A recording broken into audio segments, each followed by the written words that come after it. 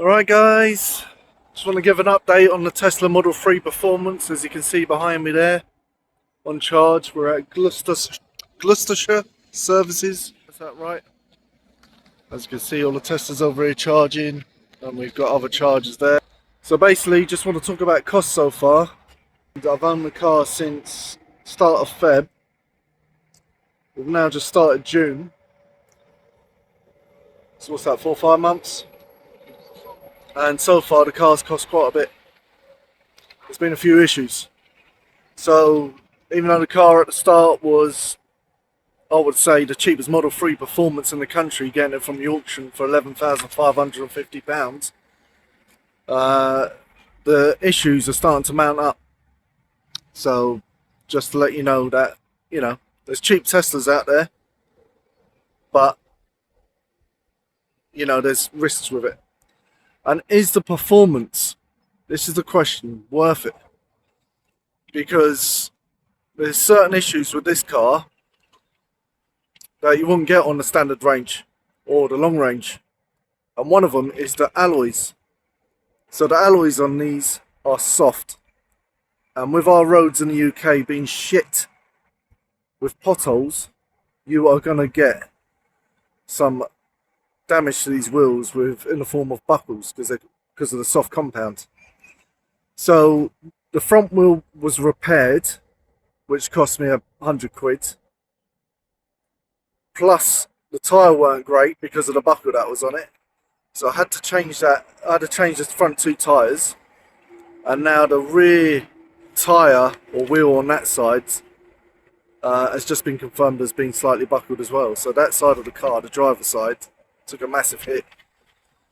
Before I drove it, or my missus drove it into a pothole, I can't remember having any vibrations when I first picked the car up. So that could have been done by us. Hopefully you can hear us in this wind. And also, today I've been to Cleveley EV in Cheltenham for a checkup on that rear buckle. And basically, I've had a £622 bill. Now, some of that was servicing, so they reckon the rear motors on that car, or the front and rear motor, needs the oil changed. Tesla recommend 150,000 miles, but Cleveley recommends about 90,000, 100,000, and the car's got 118.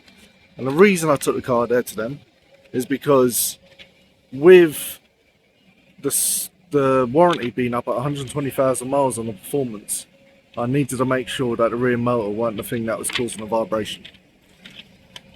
So anyway, there's the invoice from Cleveley. I'll tell you what's on there.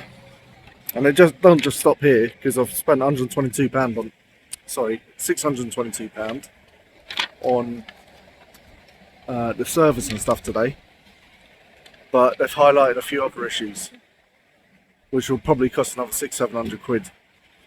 So they've skimmed the front discs because one of them was slightly buckled, they reckon. So they've done that. Oil change in the front and rear motor. They tested the brake fluid, which was fine, because I don't think that's been tested since the car has left the factory. And what else do they do here? Upper control arms on the rear suspension. They've done both sides. I supplied the parts for that. So the bill from them, you can see here, came at £622.80. I paid about £90 for the rear control arms, so add that. So I'm talking about 700. Now here is the visory. I'll just turn that round, and it's quite extensive. So, am I happy? Well, there's always a risk buying cars from auctions and stuff. But, the reason you cut out the dealer is because you want to get a bargain. And at the minute, it's not looking like the bargain I thought it was. £11,550 for the Tesla Model 3 Performance with 115,000 miles on it. I've spent about £1,400 on maintenance so far.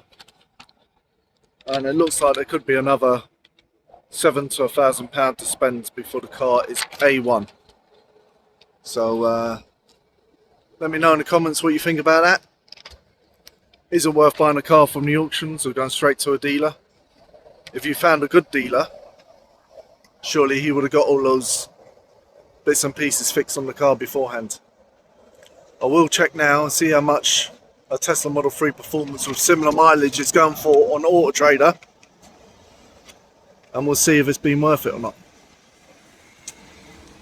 Alright, let me know what you think, and I'll update with any other bits and pieces on the car.